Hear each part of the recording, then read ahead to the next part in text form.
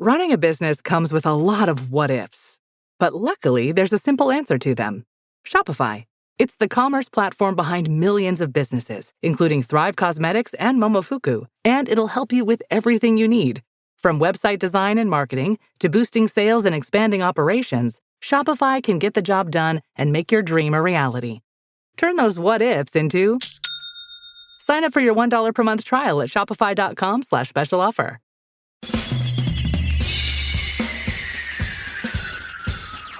This is The Other Side of Midnight with Frank Morano. They're running a strange program, y'all. Now, here's Frank Morano.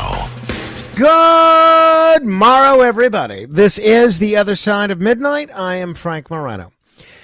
I have often fantasized about breaking the Guinness World Record for longest live interview on radio. Now, I've been a former Guinness World Record holder myself 20 years ago.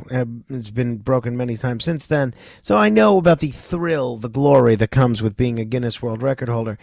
However, I often think to myself, hey, if I was going to do a 24-hour interview, who would it be with? And time and again, the first person that comes to mind is Bill Birnes. If you have not heard any of my previous interviews with Bill Birnes, boy, oh boy, are you in for a treat. He has a law degree. He has a PhD. He's incredibly well educated.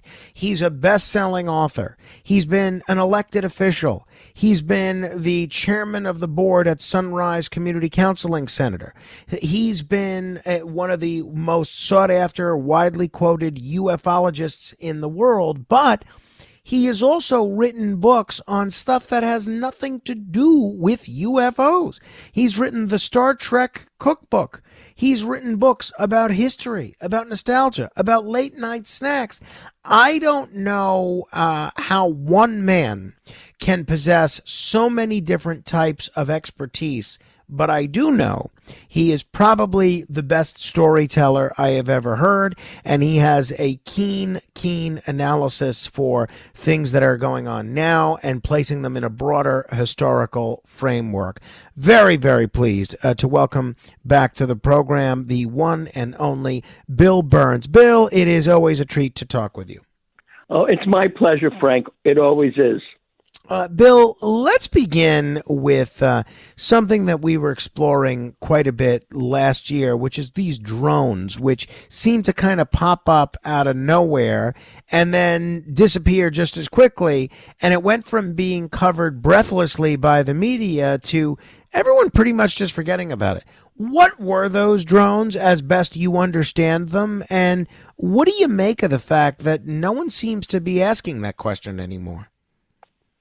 Well, my first take on them came from a warning in an interview, in a television interview, with a former CIA a research person, doesn't work for the government anymore. And after she and her fellow researchers left the CIA, they were basically retired. When they left the CIA, they formed their own company to do private research for clients. And one of the things that she said is that the government knows two things. One, that this whole hype about, we destroyed Al-Qaeda, we didn't. It still exists. In fact, it was Al-Qaeda that was behind the October 7th massacre in the Middle East, in Israel. It's Al-Qaeda.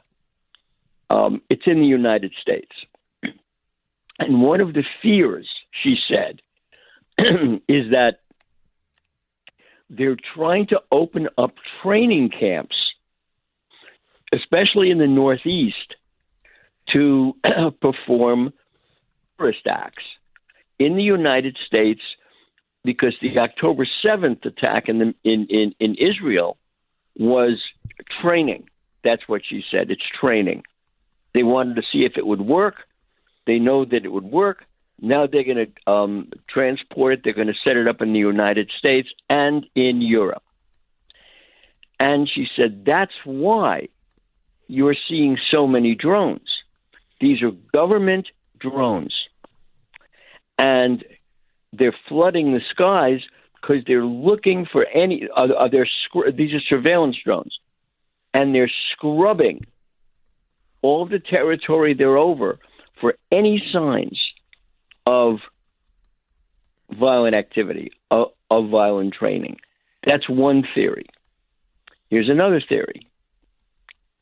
In Princeton, hence drones over New Jersey, in Princeton, there are laboratories. There are plasma laboratories. There's a plasma laboratory. And they're creating these plasma balls, actually a whole other state of matter. These plasma balls, and they float. And they get mistaken for orbs. And the drones are looking for these plasma balls, also called plasmoids, that are flooding the air. That's why you're seeing the drones and the orbs at the same time. So those are two theories that I have heard. So the reason that they basically went away, at least from the perspective of most average, ordinary people who went from seeing stuff that they had never seen, even while the government was saying, oh, no, it's everything normal, it's what's going on all the time, to people that said they stopped seeing them. Is it that they found that they were what they were looking for, or is there some other reason? I think the mission they were flying ended, either with success or not. But certainly, we don't see orbs floating around New Jersey or the Delaware Valley or New York, up in the Hudson Valley. We don't see them anymore. Whatever they were, they're gone. Hence, the drones are gone. Very interesting. All right.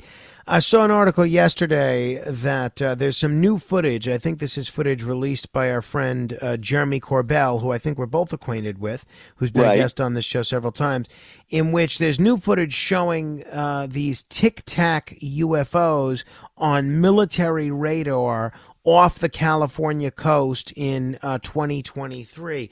What do you make of this, Bill? What does this tell us? What I'd like to say is that these are our TikTok craft. That whatever they're, first of all, I have been told by retired employees in no such agency, for example, in other parts of the government, that we actually have technology. I'll tell you one story. We actually have technology far beyond what people think our technology is. Literally, way beyond. Classic example. During UFO Hunters, during the show, I'd be getting a lot of strange calls from people. People who said they were extraterrestrials, people who said that, they talk to them on a regular basis. The most intriguing person was a person who claimed to be a time traveler. But his complaint about being a time traveler is he was being chased through time from the future by men in black. And he said he was from the future. Okay. And I said, well, how do you know that people from your time are tracking you across time? And he said, I know that because I have heard that they're using a computer, an IBM computer, that can traverse time, and they call it the Golden Eagle. And I said, okay. Normally, with a conversation like that, I just put it in the file cabinet and say, okay, maybe I'll meet up with this guy again. I'm in the airport the next day, and I see a friend of mine who's one of IBM's chief engineers. This is up in Rochester. And I say to we're sitting in the airport, and there's a guy behind us. And I say to this guy, the engineer, did you ever hear of an IBM computer called the Golden Eagle? He literally almost screamed at me in the airport, "How do you know about the Golden Eagle? What do you mean the Golden Eagle? Who told you? How do you know?" And I said, I told him the story. Guy behind us turns around and says, "I used to work for the NSA. You have no idea what types of computers they have. You've no idea." He said, "NASA once asked the NSA if they could use computing time on their computer for something, for calculations they needed to make for a space launch. And the NSA said, absolutely not. They guard their computers and their data with a fierceness." Years later, after this account about this time traveler, I'm reading in one of the tech magazines that IBM's new qubit computer, its new quantum computer, is ready to come online, and it's called the Golden Eagle. Now, I can't explain that. Gee. Do you put any credence into the time traveler theory? Yes, I do. Because one of the people who explained how UFOs are propelled, how they work, his name was John Lear. John Lear's father is the person who created the Learjet. And John Lear was a test pilot for the CIA. And he told me, oh, by the way, John Lear was the person who flew when we were negotiating with the Iranians after the fall of the Shah. We're arranging for them to allow American prisoners to be released, right? It was John Lear who flew the Ronald Reagan representatives to negotiate with the Iranians. Here's what John Lear told me. John Lear he's dead now, lived out in Las Vegas. And what he said was that when he heard the story of Bob Lazar, who was an engineer who was picked up and brought to Area 51, and there's a big dispute over what he was saying. It was Lear who went out with Bob Lazar and George Knapp from KLV in Las Vegas, and they filmed. And I saw the videotapes. Our UFOs over Area 51. In fact, folks can see one. It's on the internet. It's UFO Hunters season. It's the end of season 2 because we caught one on camera. Anyway, so I asked him, how do these things, do they go back and forth? And here's what he told me. He said, UFOs don't fly through space. Space and time fly through them. And it works like this. They have a reactor which breaks down an element like 116 to 115. Now, they're not on our scale right now, but that's what they break down. And the amount of energy released is so intense that space and time pass through the craft almost instantly. That's how they're able to traverse these distances. One of the issues that keeps coming up, Bill, in every aspect of discussion. Actually, let me take a quick break, and then I want to talk a little bit about artificial intelligence in a minute, and then where you think we are when it comes to UFO disclosure these days. And then if there's anything else that you want to chat about, we could certainly do so. This is The Other Side of Midnight. My guest is Bill Birnes. If we have time, we'll try and squeeze in a couple of your phone calls as well. 646-720-0635. That's 1-646-720-0635. This is The Other Side of Midnight. I'm Frank Morano. Straight ahead. The Other Side of Midnight with Frank Morano.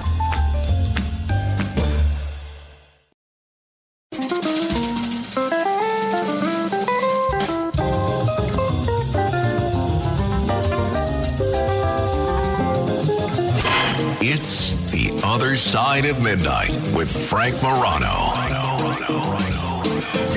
My guest is Bill Birnes, New York Times bestselling author whose books include The Day After Roswell and who has chronicled many, many instances of how the government has handled the UAP issue, as well as a number of other things. Bill, one of the things that keeps coming up every day on our show and in really every aspect of life is artificial intelligence and how AI is reshaping everything we do, from entertainment to the legal profession to the medical profession to archaeology to dating to elder care, you name it. AI seems to be growing at a rapid pace, and at the rate that we're seeing venture capitalists invest in it, it keeps growing exponentially. I'm wondering, what do you see as the possibility of AI and what some people believe are extraterrestrials and being the same thing? Is it possible that, you mentioned the possibility a minute ago, that time and space are flowing through these UAPs? Is it possible that what folks are seeing, whether it's these Tic Tac videos or anything else, that's some form of futuristic or extraterrestrial artificial intelligence? Artificial intelligence is, first of all, there's a really big danger to it.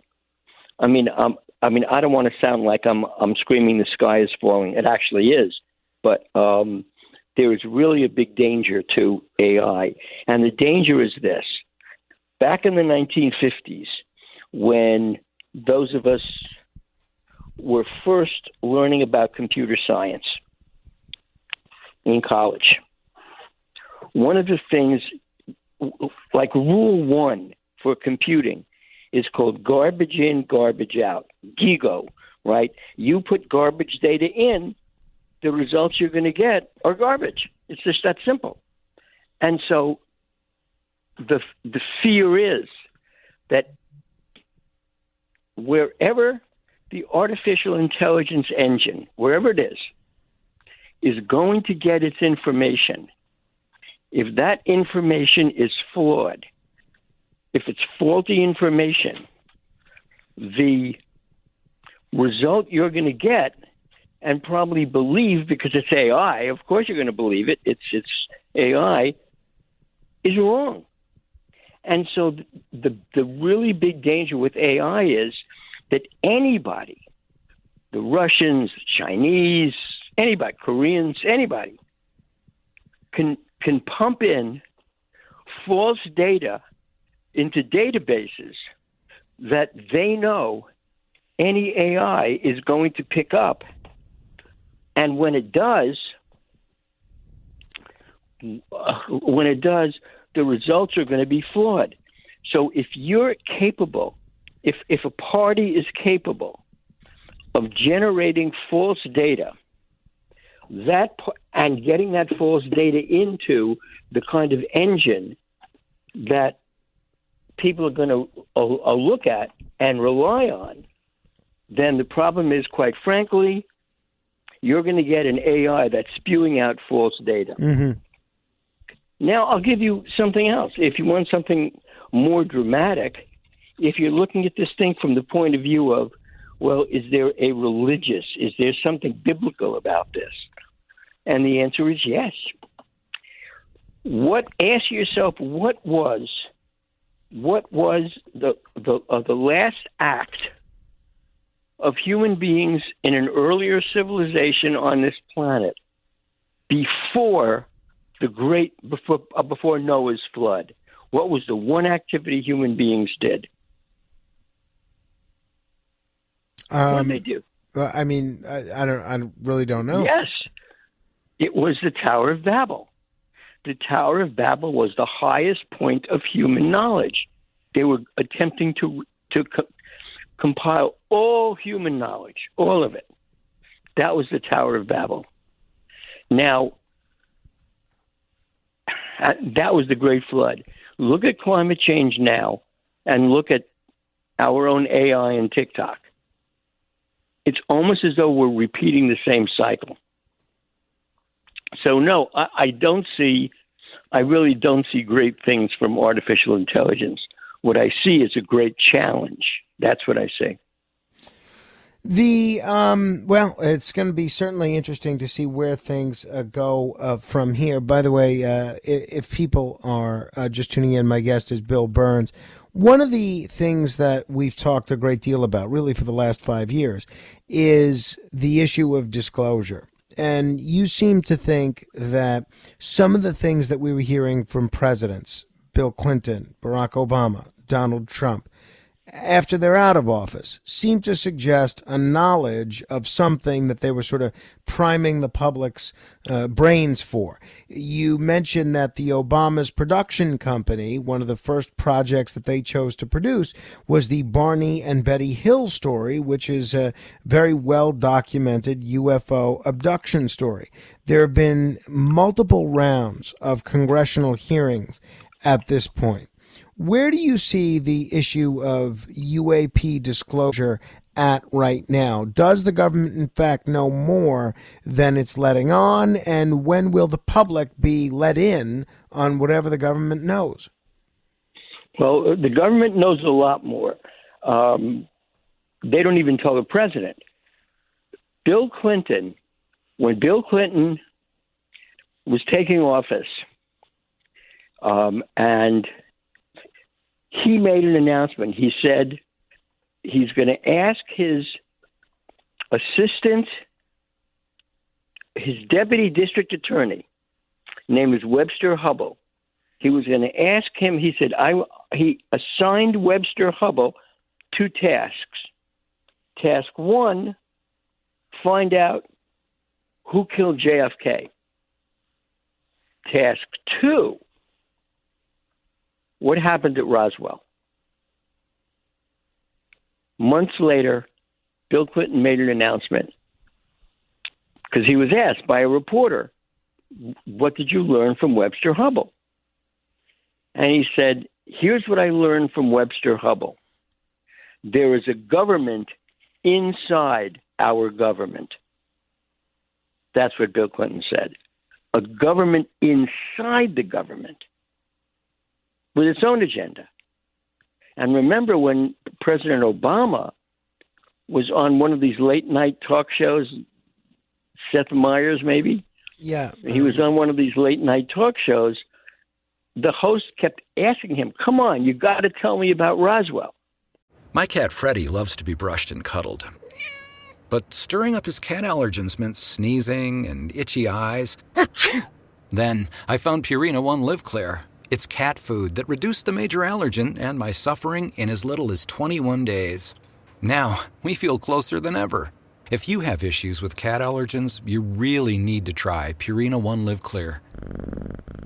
Try new Purina One Live Clear today. Purina One, a difference from day one.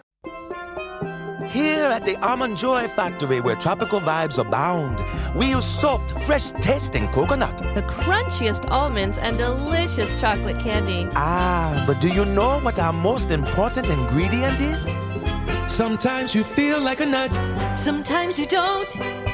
Almond Joy's got nuts and something even way better than that. Yes, Almond Joy is made with almonds and joy.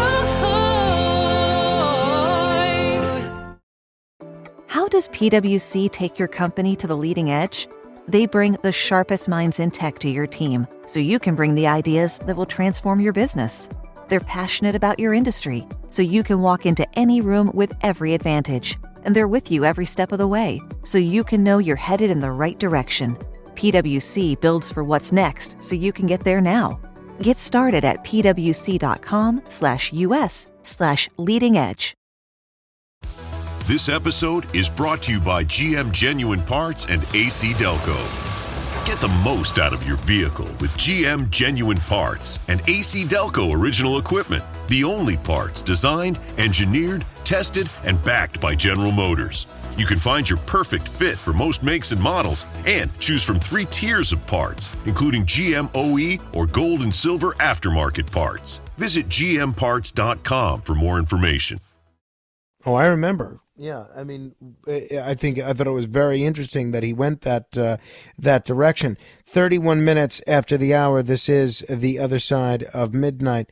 So I'll ask the question. I think we lost Bill there. Let's try and reconnect with Bill if we can. Something fishy going on with his phone line.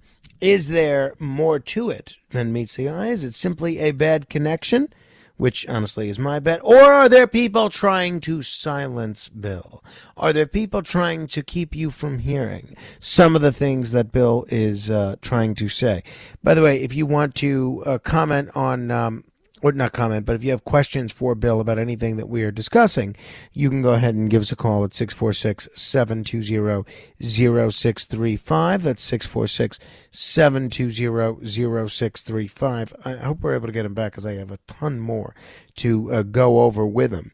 But if you're interested in learning more about Bill's work, that book, since we were talking about Roswell, that his book, The Day After Roswell, is a wonderful, very easy to read book with testimony from people that were in and around Roswell in 1947. And it is a wonderful exploration and exposition of exactly how the government treated the Roswell incident and how it changed its whole perspective. Bill, I got you back. The last thing you were talking about was the late night show in which the host was prodding President Obama to reveal what he knew about Roswell.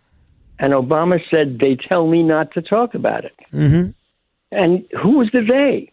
What's the it? I mean, is it the crash at Roswell? And are the they people inside government who have a higher clearance than the president and can tell him not to discuss things? And then who are they? Years ago, when on UFO Hunters, even before that, 50 plus years ago, we brought Isaac Asimov. Remember Isaac Asimov, the science fiction writer, to Princeton to give a lecture. He gave this lecture. After it's over, we're talking with him outside the hall, and I made the comment, I said, what does it feel like, Isaac? You created psychohistory. You created robotics. The word didn't exist in the English language. Psychohistory. There was no such thing. You created it. And you said they were foundationers, actually extraterrestrials, in your story governing the planet. I said, that's incredible science fiction. And now it's being taught. I said, robotics is being taught in colleges, and psychohistory, I read where somewhere out in the Midwest, there's a course in psychohistory.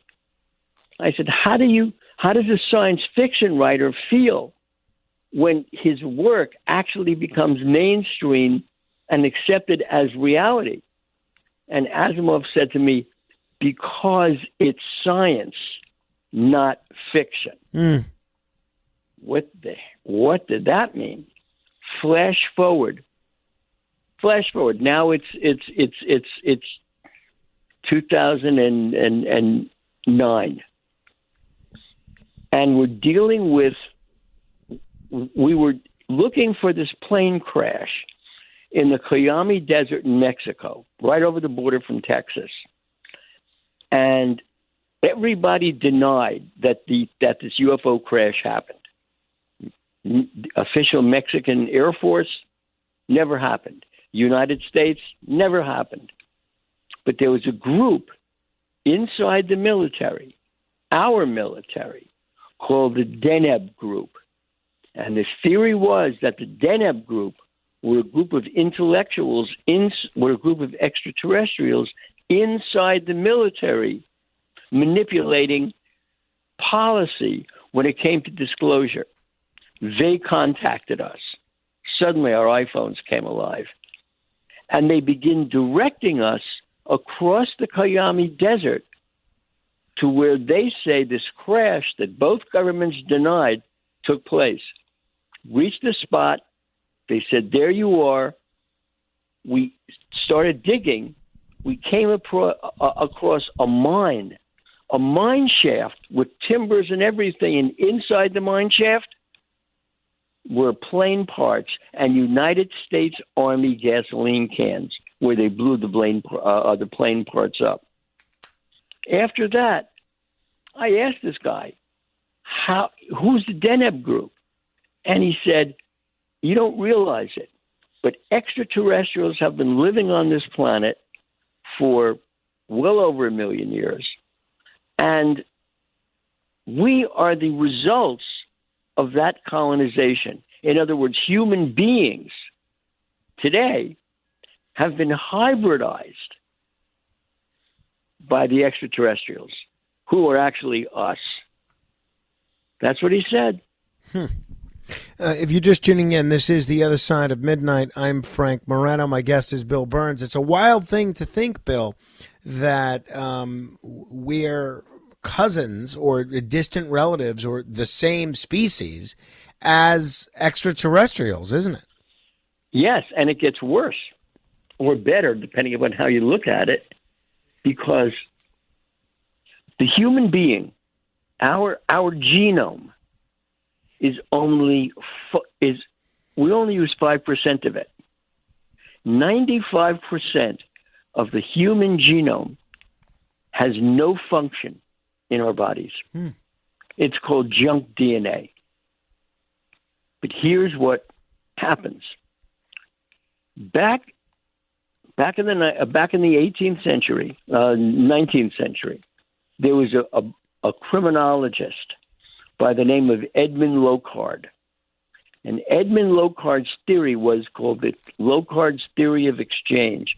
It is the basis for criminal investigation, for crime scene investigation, for accident scene investigation. The premise of it is when two or more things come in contact, each leaves its mark on the other. Your car scrapes a fence, your car's paint is on the fence, the rust from the fence is on your car. But it also happens, this person said, when human beings come in contact with extraterrestrials, part of the earthling genome gets turned on. You can see things that they see. The Navy had its own UFO expert whose name was George Hoover. George Hoover said that one reason that human beings are not in direct contact with extraterrestrials all the time is that parts of the human genome would turn on. Ooh. And human beings would have powers that they couldn't control. Imagine that you have a power you couldn't control. That in a burst of anger, you actually bring something negative toward the person you're angry at because you can't control it. He said extraterrestrials have learned to control this, and they can manipulate it. They see the future. They can telecommunicate.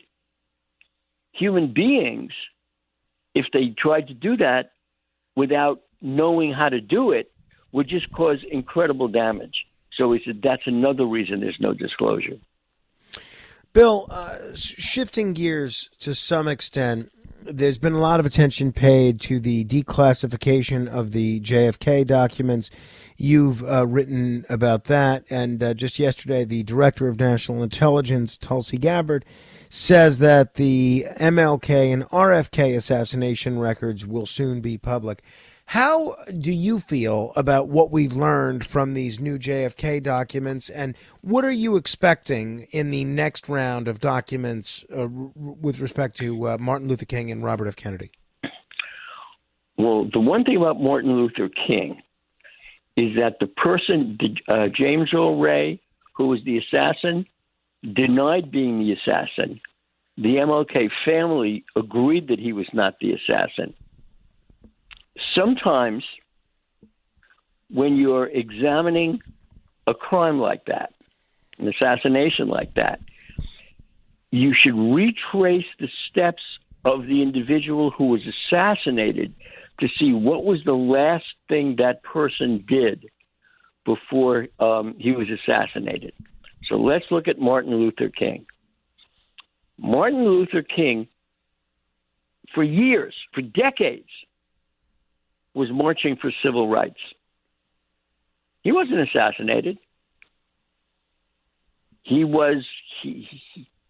prompted President Johnson to establish the Civil Rights Act. He wasn't assassinated. What was the one thing he did? His opposition to the Vietnam War. That's what it was. And it wasn't just his opposition to the Vietnam War. What did he win before he announced his opposition to the Vietnam War? The Nobel Prize. Mm-hmm. So he's a Nobel Prize winner who suddenly goes public with his opposition to the war in Vietnam. In the war in Vietnam, the overwhelming number of American troops in those rice paddies were African American.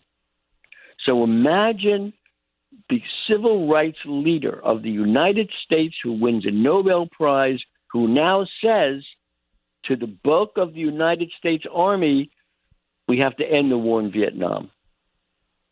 That's why he was assassinated.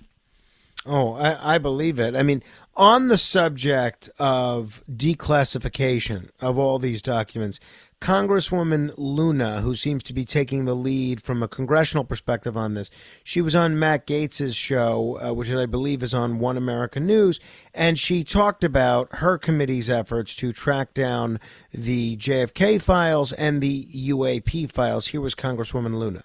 It's not just the JFK declassification. I mean, even just a few days ago, there were 700 more pages of documents uploaded to the National Archives. We're also working with the National Archives to address stuff on UAPs, and so I'm tracking those documents.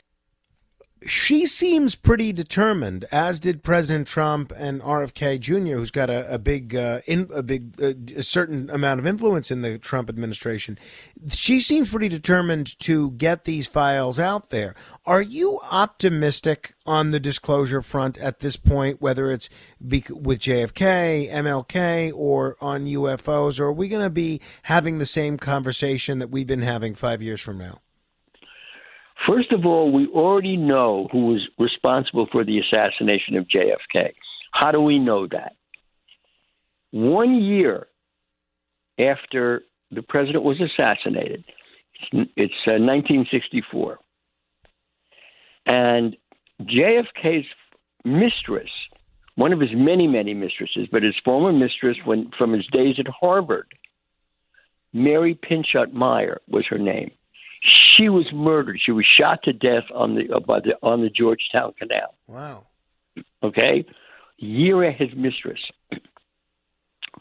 But Mary Pinchot Meyer was the sister of Ben Bradlee for the Washington Post, Ben Bradlee's first wife. So Ben Bradlee is her in-law, brother-in-law. After she was murdered, Ben Bradlee goes to her apartment to pick up stuff to bring it back. The door's open. Even though he's got a key, the door's already open. Inside the apartment is James Jesus Angleton, the head of CIA counterintelligence. Ben Bradlee is shocked. What are you doing in here? And Angleton says to Bradlee, I'm looking for your sister-in-law's diary. It was a diary she kept with JFK. Remember, both of them were devotees of Dr. Timothy Leary in taking LSD, and both of them were patients of Dr. Feelgood and high on methamphetamines. And after she was murdered, Timothy Leary flees from the CIA to set up shop in New York. That's where I met him. But Mary Pinchot's ex-husband was named Cord Meyer. Cord Meyer was a CIA agent who was in Dallas on the day of the assassination. And they asked Cord Meyer, who could have done this to your ex-wife? And Cord Meyer said, quote, the same bastards who assassinated President Kennedy. Wow. That's the CIA. Wow. We're going to take one more break and then continue with Bill Birnes. You could check out several of Bill's books.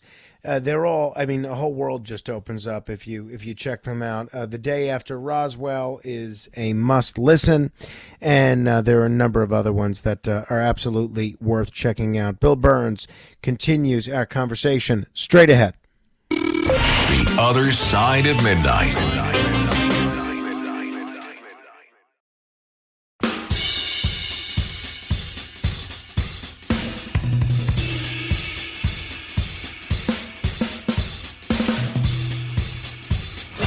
It's The Other Side of Midnight with Frank Morano.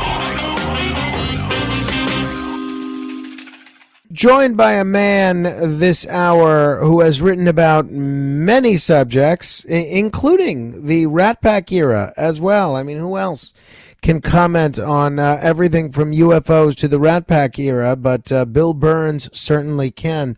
Bill, I want to play you a piece of audio from President Trump before we run out of time here. This is from a day or two ago. I guess it's from 2 days ago. And he was talking about some of the advanced weaponry that the United States has. And I'm wondering if, after listening to this comment from the president, it dovetails at all with our earlier conversation about drones, or whether it may have something to do with some of the other sightings that people are experiencing. Here was President Trump. We've been treated so badly for so many years. Again, we allowed that to happen. We've been treated so badly for so many years. But no, I don't expect that. I think President Xi is one of the very smart people of the world, and I don't think he'd allow that to happen. And we're very powerful. This country is very powerful. Let me tell you, it's far more powerful than people understand.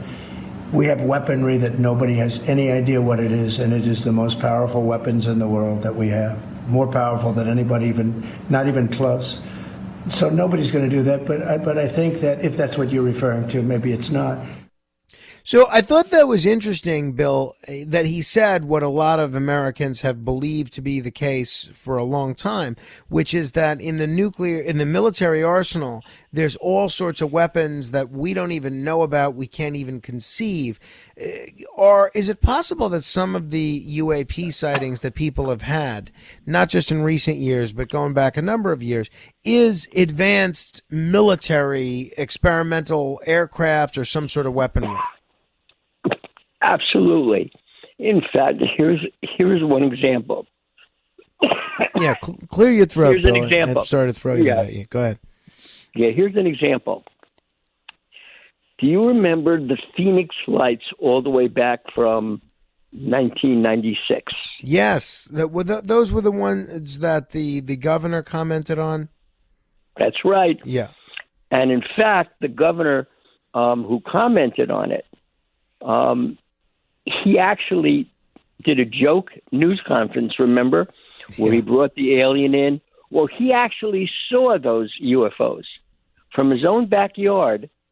He saw them. In fact, he told me that he was so close to it, if he'd thrown a rock, he would have hit it.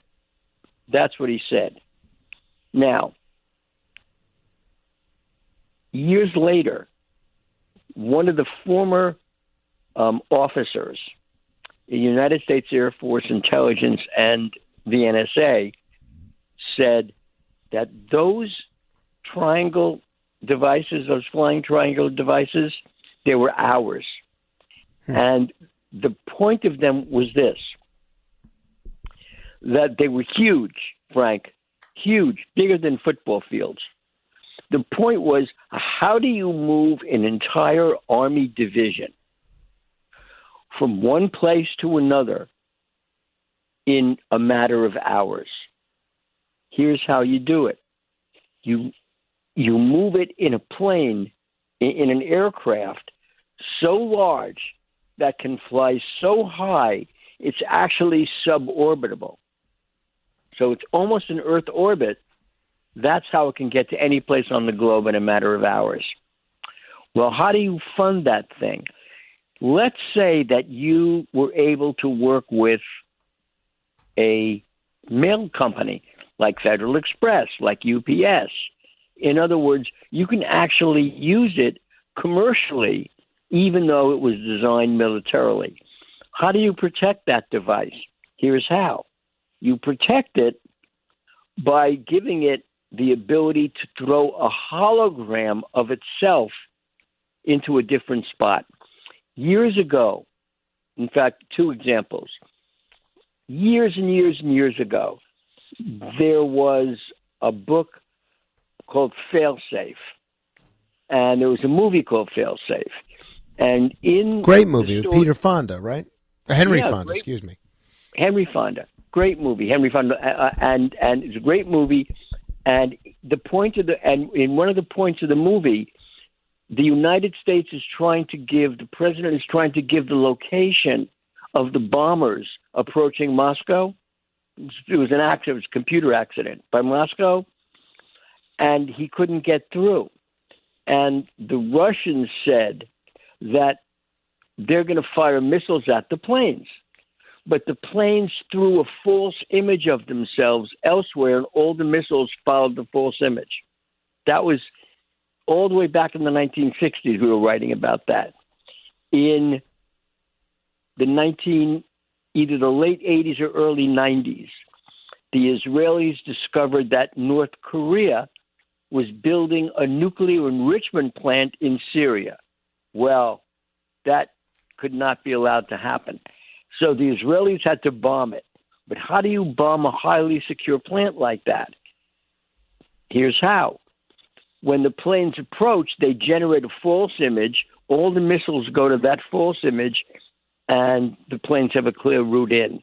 In other words, the United States has the ability, and has had the ability for decades, to create false images of our aircraft to throw off anti-aircraft defenses. That's just one weapon that we've had for years, and it's extremely sophisticated. Here's another one. This is a true story that the pilot himself told me. He was a pilot who was working for the CIA, test pilot, testing this one plane. He almost got killed. He says to the CIA, "That's it. I'm done. Goodbye. Where's my paycheck? I'm leaving." Leaves. He opens up a small crop dusting company in Florida. He's the pilot. One day, he's going back to his landing strip, and he sees a black car with guys in black suits standing outside. He knows exactly who it is. Lands the plane. They say, "Listen, just wanted to give you an update. We heard your pilot's license is up for renewal. We'd like to help you get it." So he got the message. They said, "One job, only one job. Just one job and you're done. One job and we're good with each other." He says, "Okay." They fly to Las Vegas. They fly out to Area 51. It really does exist. I was there. Fly out to Area 51 and go into this huge hangar. On one side of and there were two booths in the And hangar. just got about 20 seconds left, Bill. Okay, two booths, one on each side. He gets into one booth. Next thing he knows, he's across the entire hangar in the other booth. Looks around and says, "Holy mackerel, is this what happened? I'm out of here." That's a weapon we have, Frank. Jeez. We can teleport. Bill Birnes, only on our show with Bill Birnes do you learn about teleportation. My goodness. Check him out, Birnes on Amazon. Meantime, keep asking questions.